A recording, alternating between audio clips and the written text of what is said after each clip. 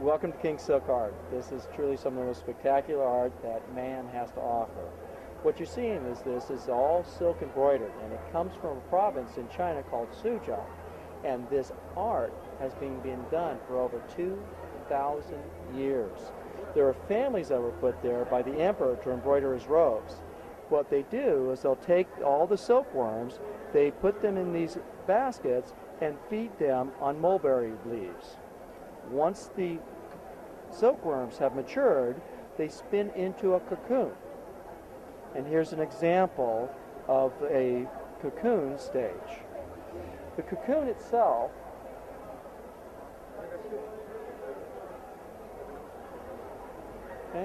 and what they do with this is they'll take a vegetable dye, permeate the silk with the dye. So what you're looking at is an organic to an organic.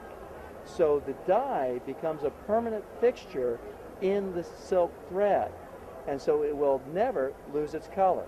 They can get about 2,000 feet out of one cocoon of that very, very fine fiber. This is thinner than a human hair. They'll then take this and literally just start stitching it.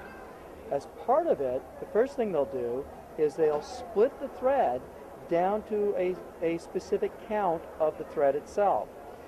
The thread starts with a total of 16 strands. Depending upon the quality of the piece, they will determine how many strands they use to actually do the work.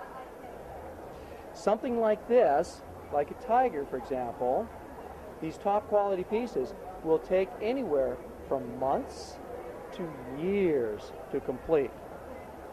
So if we look, for example, at the back of one piece, and here you can actually see that how lovely it actually is. And if you were to rub your hands over it, you can actually feel the little knots.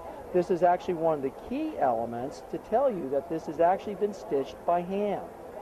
So in fact, if you turn it over, and there's the front. Absolutely wonderful.